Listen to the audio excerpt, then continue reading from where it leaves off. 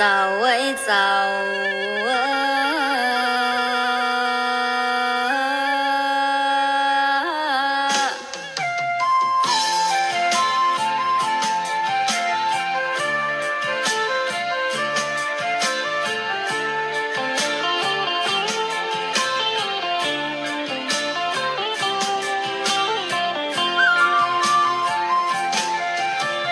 หน้าบัดเดียววันนี้ฟังต่อโปโตเดินสามฝ่ามุงเมืองหนาวที